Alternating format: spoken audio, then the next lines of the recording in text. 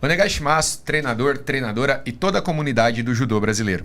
Começa agora o Mokuso, um podcast oferecido pela Confederação Brasileira de Judô por meio da sua área de educação. O podcast tem a intenção de trazer elementos que contribuam para a formação continuada dos nossos profissionais.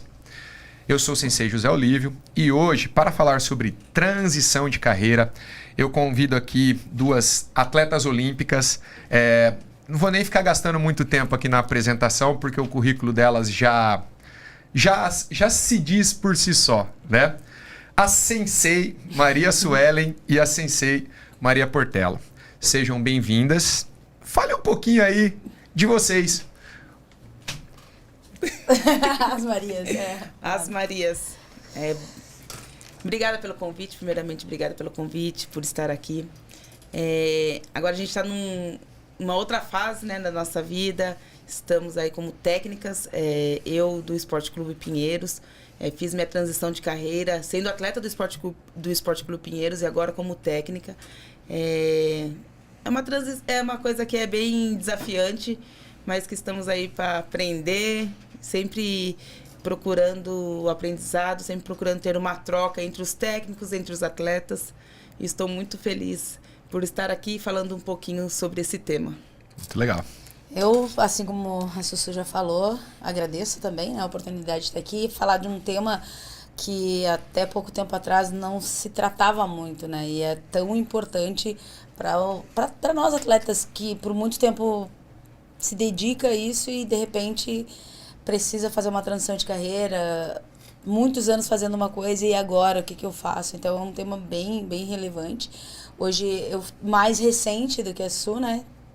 Fazendo minha transição de carreira, represento hoje o Clube Sojipa, né? Sou treinadora lá. Também representei o clube por 3 ciclos olímpicos e hoje estou conseguindo estar do outro lado para auxiliar essas novas gerações. É um novo desafio, mas um tema que é bem relevante para o momento.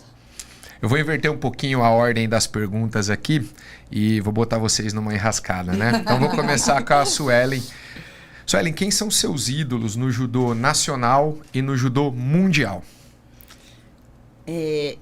Mundial. Não só como atleta, mas eu pude ver um pouquinho assim da carreira dele como head coach, como técnico, o Inoue, que acho que ele foi um atleta brilhante, dispensa comentários. E ele também fez 2 ciclos olímpicos como head coach, como técnico ali, e pegou a seleção do Japão em 2012, uma seleção que não foi tão brilhante em Olimpíada, acho que foi o pior resultado deles. E depois, em 2016, já mudou, e 2021, a Olimpíada de 2020, que foi dentro do Japão. Uma campanha extraordinária, né? Uma campanha extraordinária. Então, acho que ele, para mim, é um ídolo no judô mundial. E no judô nacional, eu acho que é a mesma coisa. Não vejo, não só como atleta. Porque a gente fala de atleta, mas também daí a pessoa já está numa outra fase da vida que também está tendo sucesso, Thiago Camilo. Sim. Então, o Thiago, para mim, é um atleta assim, que foi espetacular. Não só nos resultados, para mim ele é uma pessoa, sabe, o talento, mas ele tinha o talento, mas também tinha aquela coisa do brigar que a gente fala. Se não jogasse, ele estava ali sempre querendo ganhar de alguma outra forma, seja na regra, jogando. E eu pude treinar com ele depois, fiz uma parte de treinamento técnico com ele, e aí ele superou mais ainda minhas expectativas, porque eu vi o Thiago como atleta e eu não consegui enxergar ele como ele seria como técnico, que ele foi meu técnico também do Pinheiros, no ciclo olímpico, no final do ciclo olímpico ali de Tóquio, e superou muito minhas expectativas como técnico também. Legal. E você, Portela? Internacionalmente eu concordo com a Sussu. Em termos de gestão, assim, o Inoue, ele fez uma renovação muito grande numa escola muito tradicional, que é o Japão. Então, e como atleta não tem muito o que falar, né? O currículo dele é surreal, mas levando em consideração hoje, né, o fato da transição de carreira, ele é uma pessoa que mostrou muito, não só, penso que para nós, mas para o mundo, a capacidade dele não só como atleta, mas como gerir um time como o Japão, que dispensa apresentações. Já no âmbito nacional, eu não tive tanto contato, assim. Eu vou começar do outro lado, que agora eu tô vendo mais o outro lado. E eu tenho uma referência muito grande, que é o Kiko, né? Eu sempre admirei muito a maneira como ele gere o Judô Sojipa. E eu penso que, estando mais próximo, é mais fácil de tu verificar esses pontos, sabe? Ele não foi um grande atleta, mas a capacidade gerencial dele, ele tem alguns pontos que me chamam muito a atenção. E então eu aprendo muito com ele. Como atleta, bom, eu tive muitas referências assim importantes na minha trajetória. Teve uma pessoa que eu posso dizer assim, não, esse foi alguém que eu segui muito.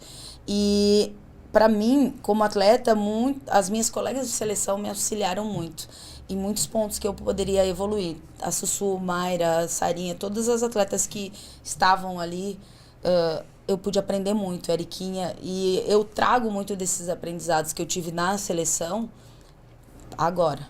Até essa semana eu troquei muito com a tia Rose, que foi uma pessoa que me ensinou muito lá, estando na seleção, e hoje eu entendo muito ela, muitos pontos que eu não entendia na época, hoje eu consigo entender. Então isso é muito legal, sabe?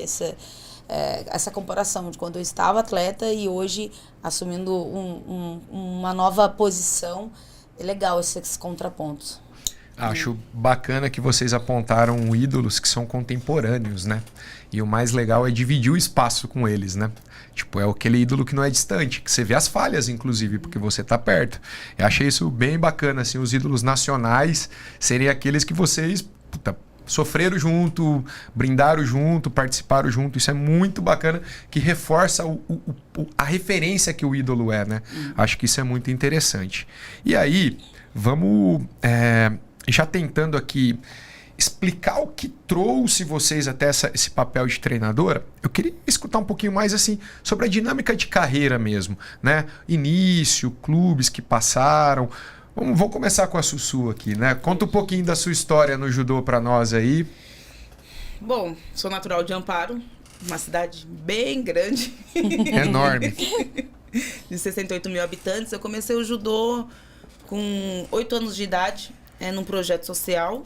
Eu estudava de manhã e fazia parte de um projeto social que tem bastante assim na prefeitura, né, nos interiores de São Paulo, até para tirar as crianças da rua mesmo, não ficar na rua. E eu comecei o judô e eu me interessei muito pelo judô. Eu acho que foi pela forma de, no começo é onde que eu podia colocar ali algumas frustrações de infância. Sempre fui a mais fortinha do grupo.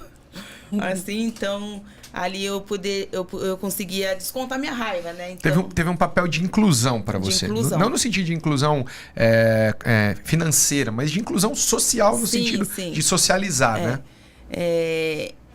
Eu sei se eu brigasse com os meninos eu ia apanhar, então no judô eu conseguia bater. Então era bem isso. E com o decorrer do tempo eu fui me apaixonando mais pelo judô, porque não era só menina e só menino. Então a inclusão de gêneros também é importante. O judô tem isso. Categorias, então tem vários tipos de corpos. Então isso foi, cada vez mais eu fui me identificando. E participando das competições, de festivais, comecei a participar de festivais. E com 14 anos foi onde eu falei, opa, acho que é isso que eu quero pra minha vida. Aí conversei com meus pais, que sempre me apoiaram. Eu agradeço muito isso, o apoio deles, porque eu sou a única atleta da família. Da minha família toda só tem eu de atleta. E meus pais me apoiaram, nunca falaram pra mim, é um esporte masculino. E eu sempre, se eu tenho que falar alguma coisa assim pra pais, eu falo apoie. Né? Independente do esporte que seja, apoiem os seus filhos. E meu primeiro clube foi São Caetano. Eu fui para São Caetano em 2004, que era o ano olímpico, da Olimpíada de Atenas. Então eu cheguei lá, o meu olho brilhava. Era o momento que a equipe de São Caetano era dominante, né? Era dominante. Então, tipo assim, era Edinanci, que era, tipo, a mulher... O maior ídolo do esporte feminino até aquele momento, né? Era Edinanci. Aí tinha o Honorato, tinha Camilo, era de lá, o irmão dele. Henrique. O Henrique, o Marião. também. Então, tinha muitos ídolos lá. Eu dividia o tatame com muitos ídolos. E fiquei em São Caetano até 2010. Depois, de 2010, fui para uma academia, uma associação que era do Rogério Sampaio em Santos. Que era uma academia, uma associação, era uma academia pequena, mas que tinha toda a estrutura que eu precisava também. Então, e também a academia de um ídolo também, que é o Rogério Sampaio. Então, lá eu me formei em Santos, eu tive minha formação, eu fiz lá.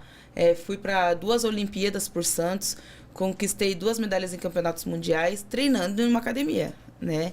Mas era uma academia que eu falo que o grupo era muito família. Então, meu calendário era diferente de todos os outros atletas.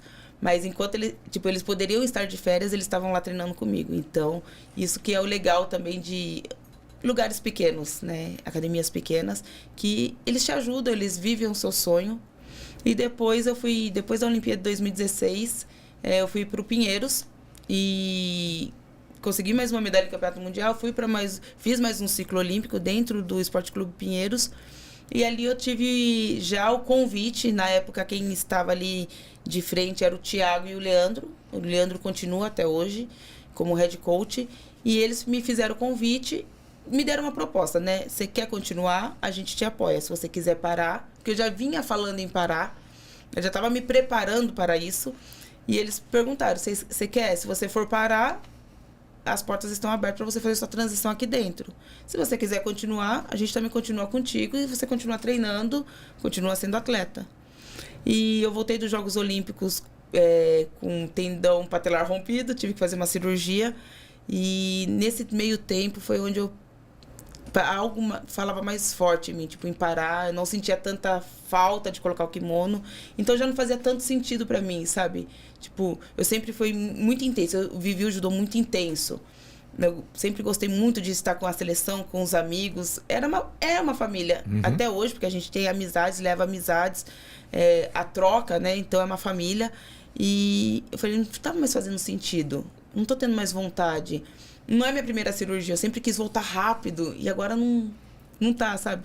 Então, fui amadurecendo a ideia no meu processo de pós-operatório e dei a resposta que eu queria entrar como técnica e tô até hoje aí como técnica, já faz 2 anos que eu tô no Pinheiros como técnica.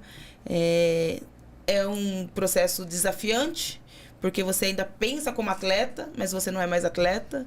E você sempre se coloca, tipo, mais eu. E daí você vai desconstruindo esse mais eu, né? Eu fazia isso, não, agora são eles. E não mais eu. Então, eu tive que desconstruir muitas coisas assim que eu pensava como atleta.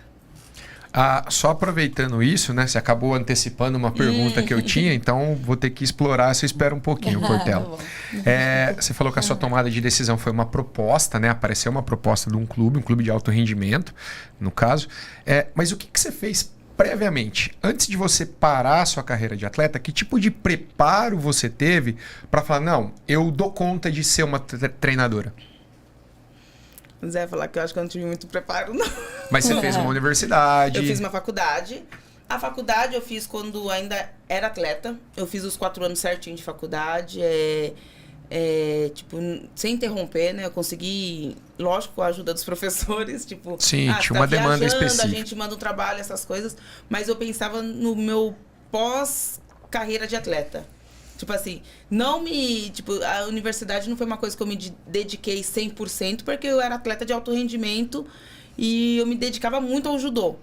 Mas eu ia, tipo, faltava muito por conta das viagens, mas quando eu estava no Brasil, eu ia pra faculdade. Eu fazia questão de estar presente. Então, eu pensava no pós. Então, me formei tipo, eu queria parar e ter um diploma. Agora eu vou ver o que eu vou fazer, né? Me especializar em alguma outra coisa.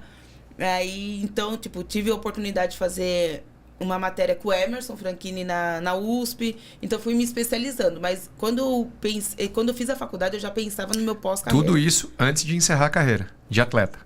A disciplina da USP, a faculdade... Não, a disciplina da USP foi depois. Foi logo depois. Não. Mas a faculdade foi antes de encerrar a carreira. E assim, Gustavo, eu vou voltar nesse ponto, porque eu acho que ele é importante até para que... É um argumento que a gente tem que... É uma cultura que a gente tem que desenvolver. Você, com 3 medalhas em campeonatos mundiais, com 3 ciclos olímpicos, você fez a faculdade durante a sua carreira de atleta. Fiz minha faculdade durante minha carreira de atleta. Tá. Vamos guardar essa informação para depois. E você, Portela, conta um pouquinho da sua história aí para nós. Eu também sou do interior do estado, né, do Rio Grande do Sul. Eu nasci em Júlio de Castilhos, mas comecei o judô em Santa Maria, porque meu pai faleceu quando eu tinha 6 anos de idade, então minha família foi toda para Santa Maria. E lá, através de um convite da escola, professor de escola, eu tive a oportunidade de começar o judô. E foi assim, ó, eu brinco que o judô que me escolheu, porque foi o amor à primeira vista. Eu me apaixonei pelo esporte, era contraturno da escola, então isso ajudava bastante para não ficar ali perdendo tempo com outras coisas.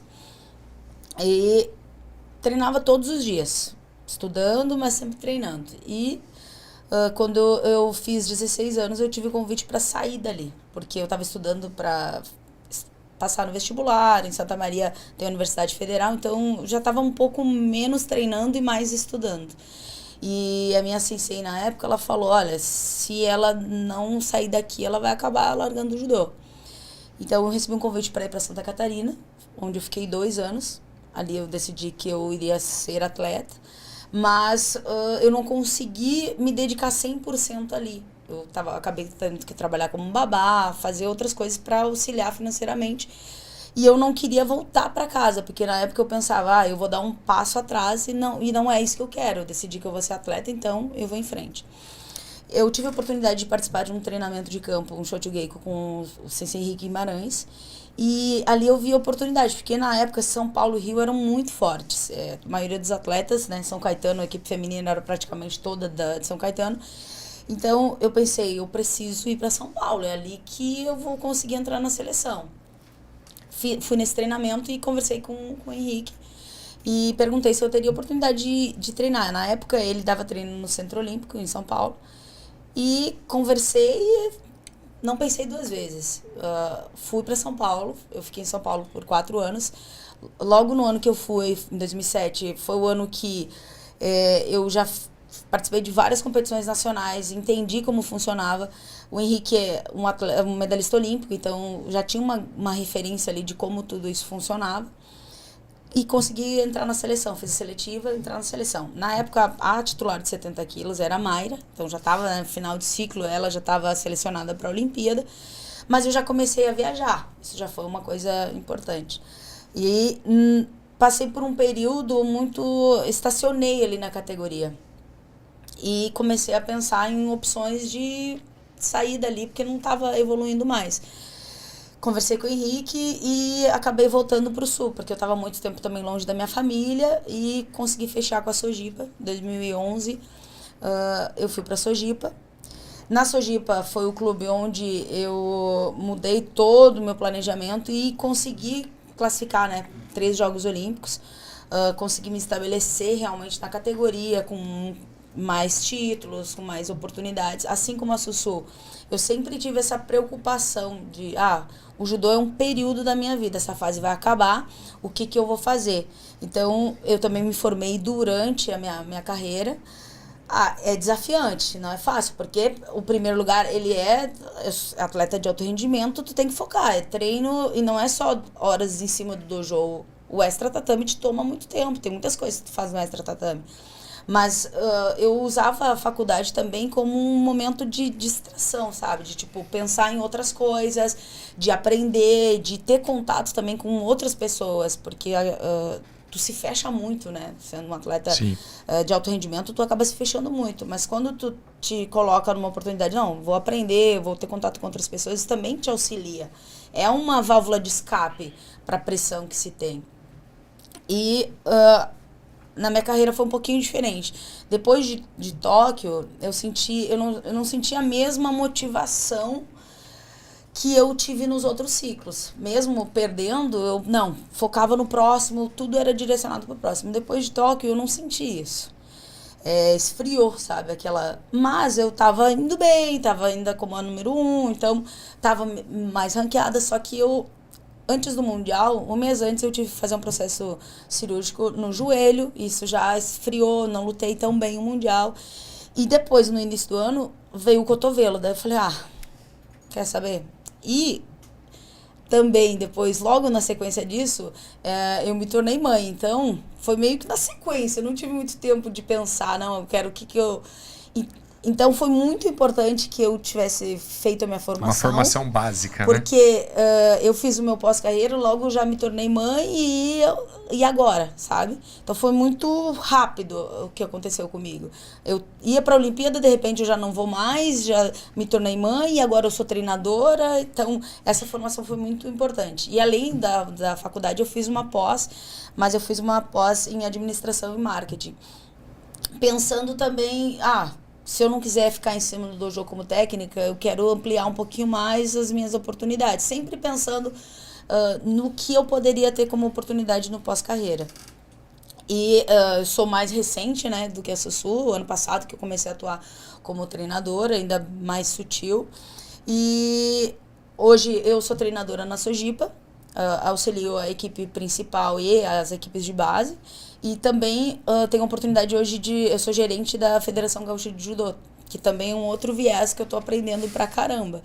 Então são várias coisas ao mesmo tempo, mas essa preparação que eu tive durante tem me auxiliado nesse pós, né? Sim, eu acho que vocês trouxeram um ponto assim, quando a gente tá pensando que a intenção do podcast é dar elemento para que os treinadores melhorem a prestação de serviço deles, né? E a gente trabalha com o atleta, seja o atleta de alto nível, o atleta iniciante. Eu acho que a história de vocês, ela deixa clara a importância de você estar credenciado, de estar habilitado para quando a oportunidade surge, né? As duas tiveram oportunidade, mas por consequência de uma escolha durante a carreira, foi possível ter essa continuidade. E é interessante, assim, escutando o caso de vocês, tem dois casos, assim, só para trazer, para compartilhar, né? Um que eu gosto muito é o da Natália Falavínia, do Taekwondo, e ela conta que ela teve um ciclo olímpico melhor o ano que ela foi para a faculdade. E aí ela foi lá e foi medalhista. Então, no primeiro ano ela, não vou estudar.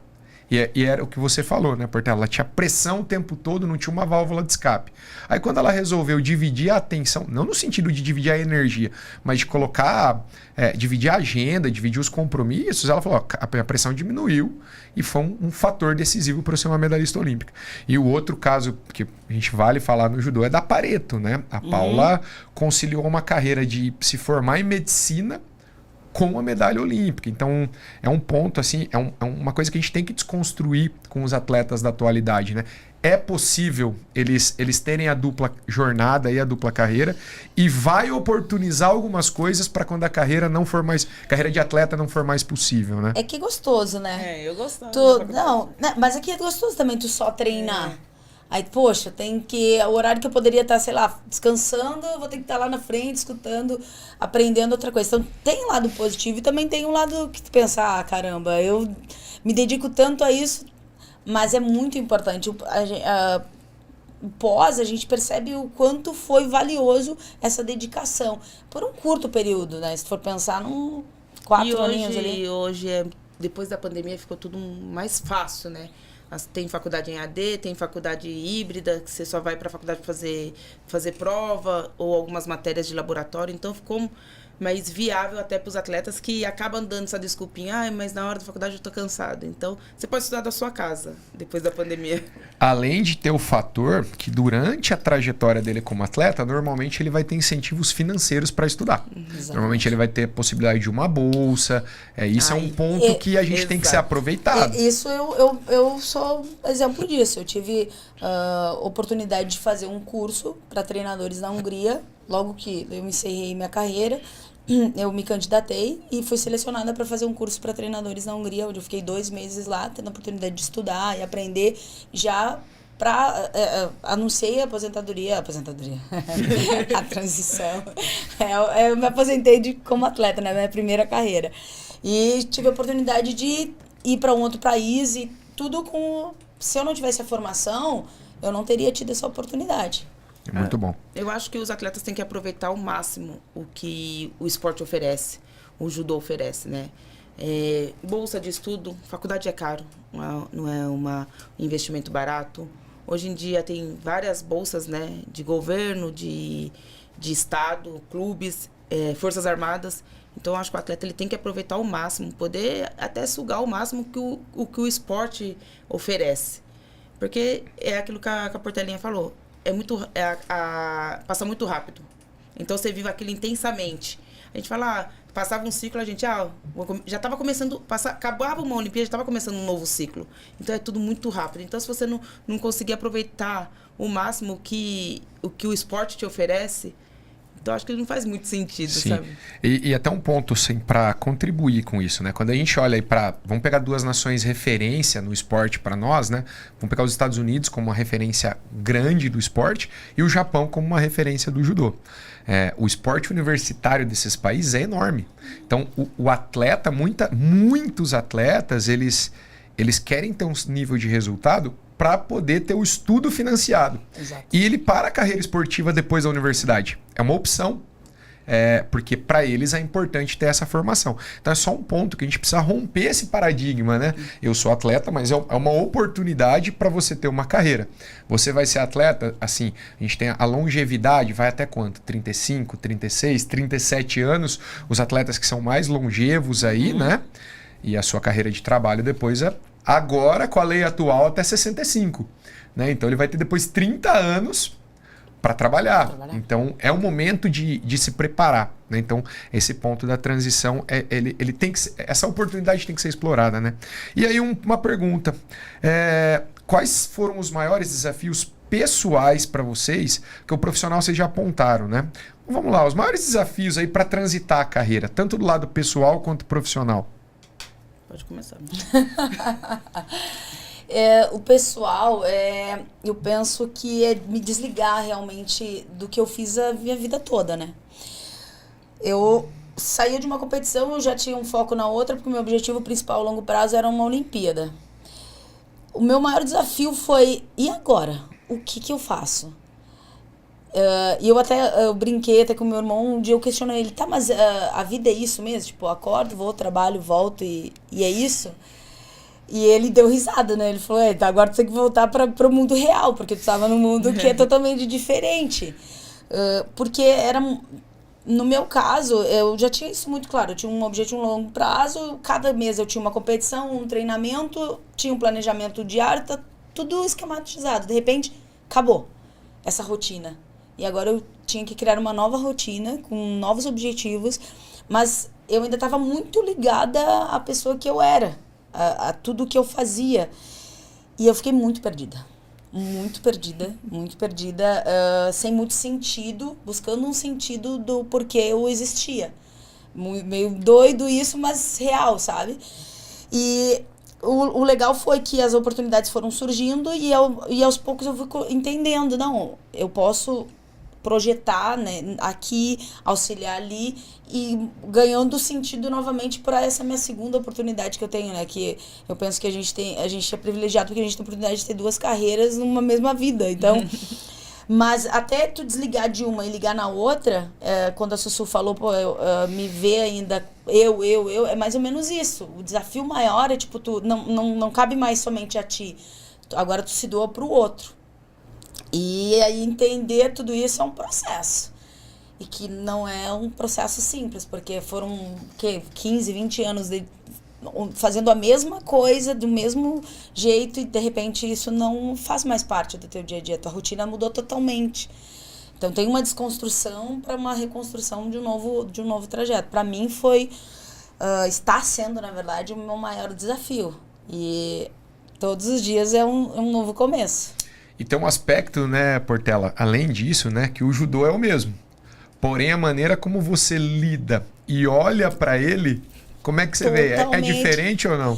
Totalmente diferente. É assim, ó. Antigamente, eu tomava decisão. Faz isso, eu ia lá, fazia. Né? Comigo mesmo. Agora, tu vai falar pro atleta e cada atleta reage de uma maneira diferente. Às vezes, tu tem que falar a mesma coisa de diferentes formas. E nem sempre ele vai entender. Então, o desafio, ele... Aí vem um outro treinador, fala a mesma coisa que você fala todo dia e ele entende. E aí tu pensa, caramba! Aí ele vem e fala, nossa! Eu falei, Sei, tem uma novidade pra você. Fala, a novidade que eu te conto faz... Não, e tem atleta que só entende quando você pega no kimono. Tipo, então, acaba que a gente não para, né? Você tem que estar o tempo todo ali na ativa. Que você tem que mostrar, pegando no kimono, mostrando. Isso é uma coisa nova também, porque antes, ia lá, treinava, voltava. Agora, como treinador, não. Tá o tempo todo pensando e fazendo. E vendo vídeo, estudando a classe. É totalmente diferente. É uma coisa muito nova. Antes, eu só via o vídeo das minhas adversárias, pegava as pessoas, os meus uquês, falava, essas são pra vocês estudarem, né? Eu quero que seja exatamente assim, você vai fazer isso, isso, isso. Agora não, pega o vídeo de todos os atletas, né? Tipo assim, de todas as categorias, tem que estudar, tem as competições alvo, né, dos atletas. É sub-18, sub-21, sênior, olímpico. Então, você tem que assistir os vídeos dos principais e montar estratégias com eles e montar o treino em cima das estratégias. Então, tipo, é o tempo todo pensando mesmo ali. Não para, a cabeça não para, né? O tempo todo. E antes não, era só a gente, tipo, vou pensar no meu, fazer o meu, terminava o treino, vou pra minha casa, o meu almoço vai estar lá, vou descansar o soninho da tarde, vou treinar de novo. Tá tudo certo. E uma outra coisa que eu ia perguntar para vocês, né? Recentemente nós tivemos uma experiência até juntos aí com a seleção brasileira, pelos méritos aí dos clubes de vocês e com vocês como treinadoras.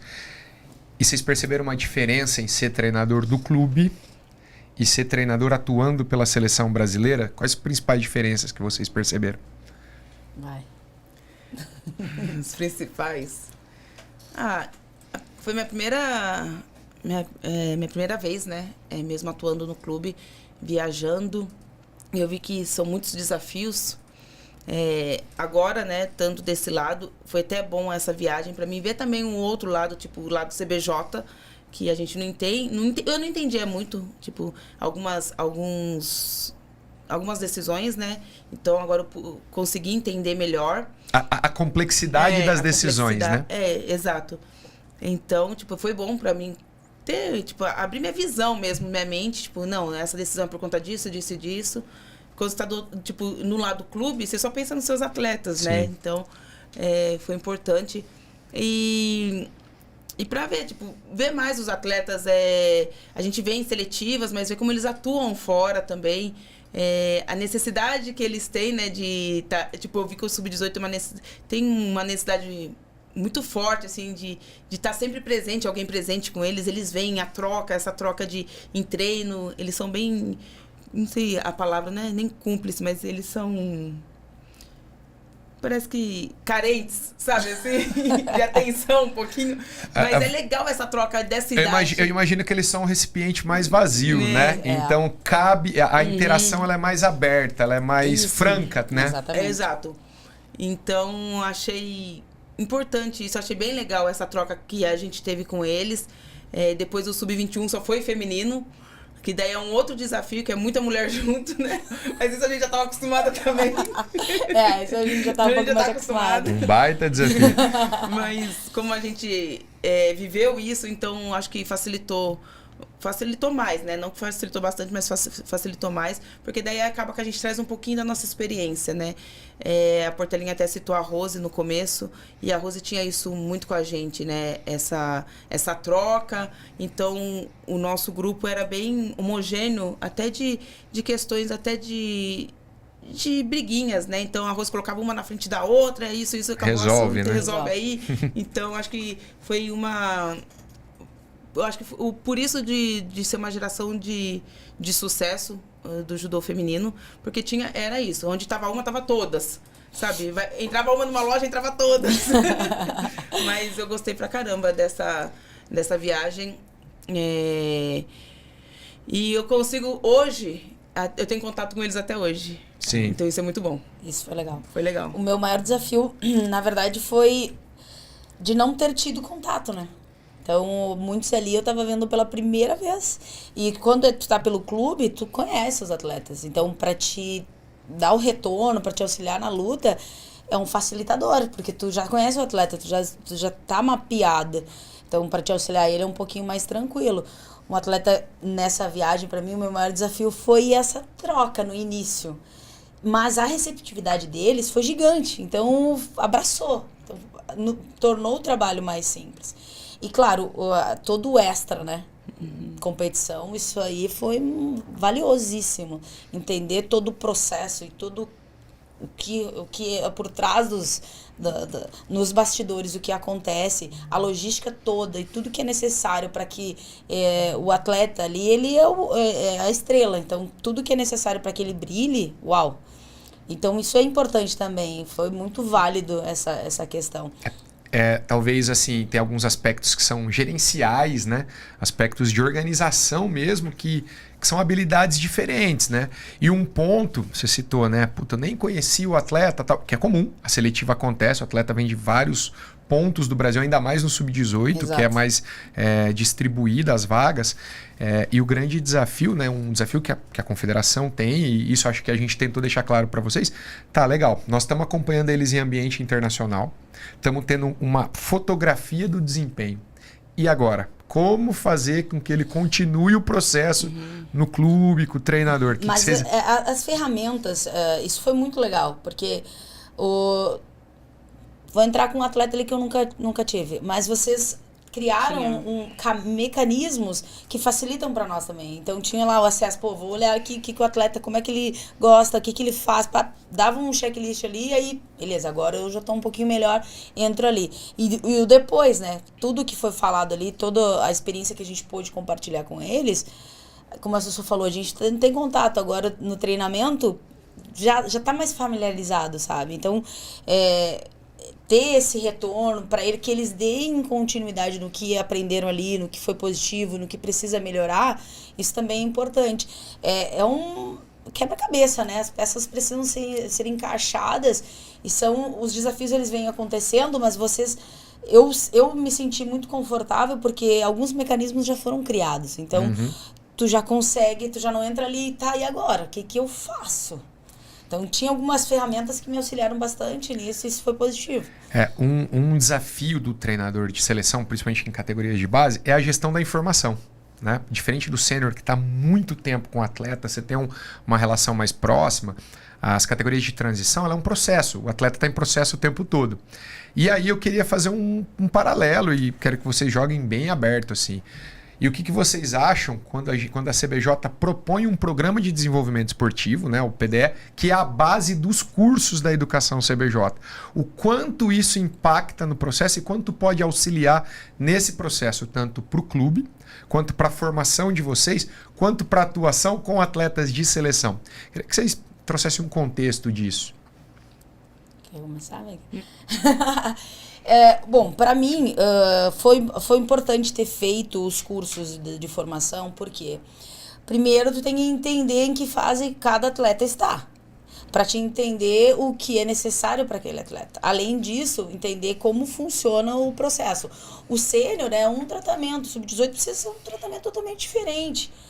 E é um processo que começa com educacional, tu vai ensinando ele para que ele chegue lá no sênior já entendendo como tudo funciona, mas requer atenção em cada ponto. Quando se tem um curso onde ele já te mostra o que é importante, o que é necessário para fazer em cada faixa etária e o que tu precisa priorizar, isso facilita, é um facilitador. E não só ali, mas também dentro do clube. Porque como tu entende, funciona assim o processo de seleção, tu tem como direcionar e mostrar pro atleta, olha, funciona dessa maneira, é assim que tu tem que fazer. E vai se encaixando tudo. Então, para mim, foi também importante, porque quando eu fiz o curso, eu entendi, nessa faixa etária é importante, isso aqui é educacional, não é o resultado em si que conta, é ensinar para ele o que é importante. Já no sub-21 já mudou, já começa o resultado já começa a ser importante, eles já estão numa fase realmente de preparação para o sênior, o que é importante nessa fase para elas ali, que a gente teve contato mais com o feminino, e no sênior já é bem mais tranquilo, mais seguro. Então, para mim, foi um facilitador. quanto mais a gente for trabalhando e capacitando, é legal, porque o treinador, que ele só tem um acesso lá no clube, nas competições dentro do estado, e ele chega numa competição, seleção, para nós, a gente já estava mais acostumado, porque muitos anos viajando, Sim. mesmo no sênior, então já entendia algumas coisas, mas tinha treinador ali conosco que era o primeiro contato com tudo, até chamou a atenção que ele, tá aí, como é que eu vou assistir as lutas daqui da área de aquecimento fechado? Sim. Então, isso é legal, isso é muito importante, porque ele acaba entendendo mais, e aí não fica só naquela cobrança, porque ele sabe como funciona tudo. O que eu achei importante também no curso foi a parte do... Eu acho que sub-13, sub-15 ali também, que ali é mais uma coordenação motora, tem que ter um cuidado maior com eles, né? Até o sub-18 ali.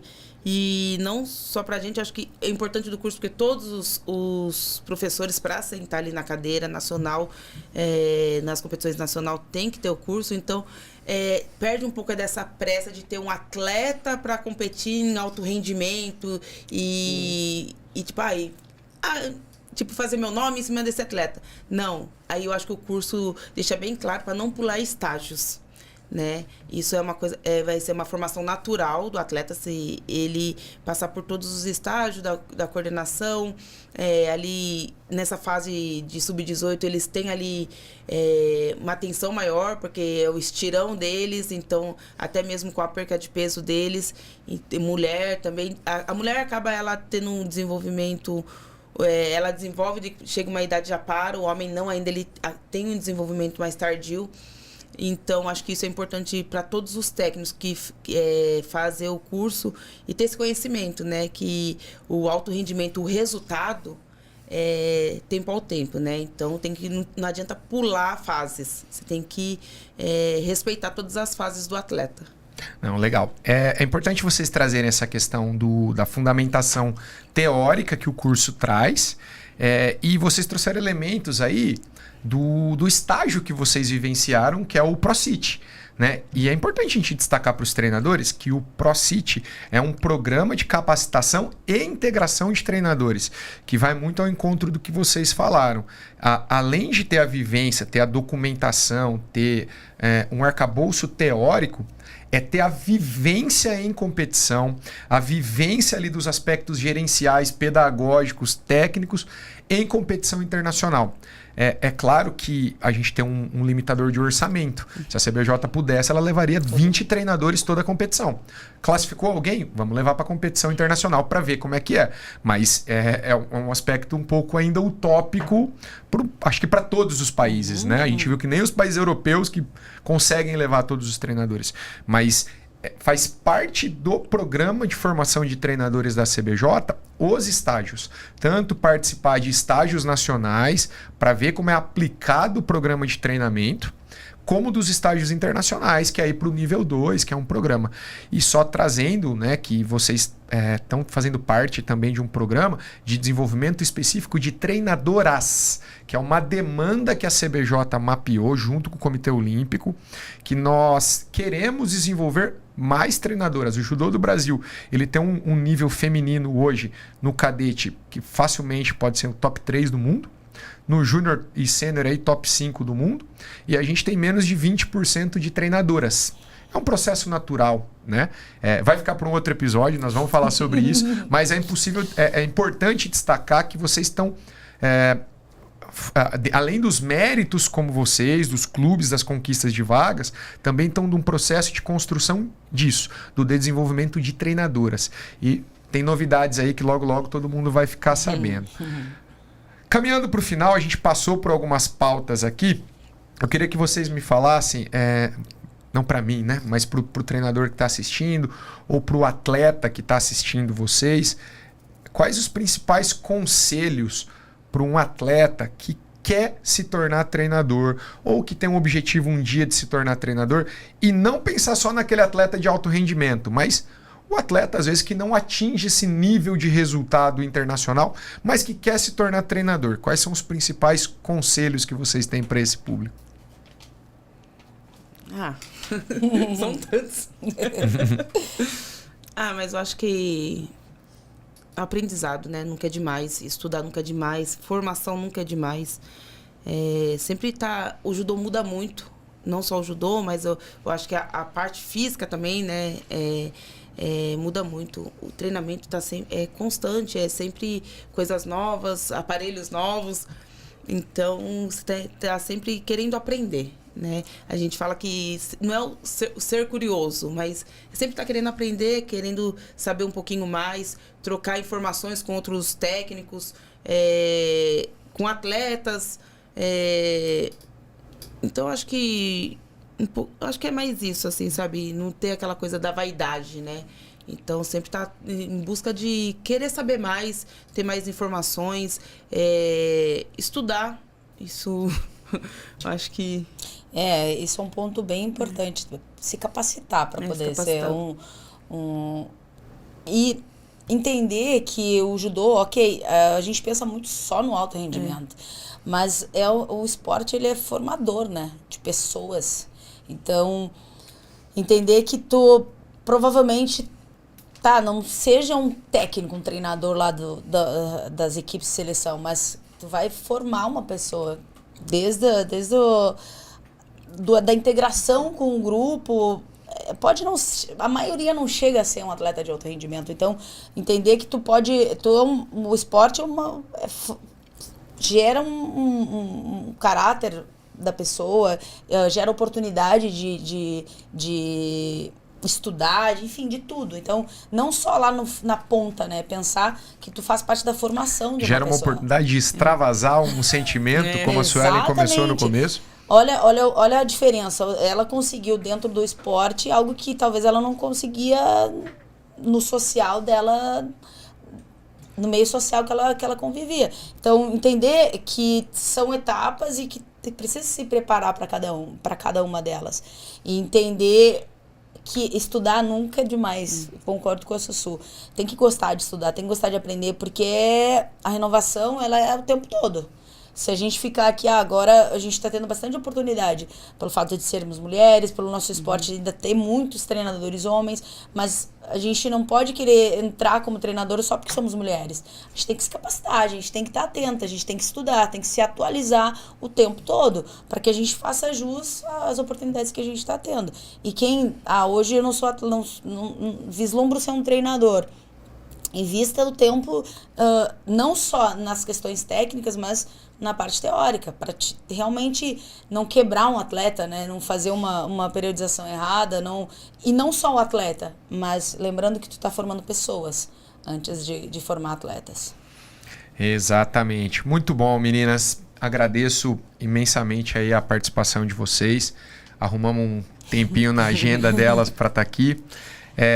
Só para ir finalizando, agradecer em nome da Educação CBJ, da CBJ, a participação de vocês. Deixem as redes sociais para quem queira entrar em contato, aí fiquem à vontade. O nível de contato é vocês que vão autorizar, tá bom? É só seguir lá, né? @Maria Portela nas redes sociais. Estou sempre disponível, né? Eu gosto bastante, sempre tive isso mesmo como atleta, de me comunicar, de responder e para aprender também.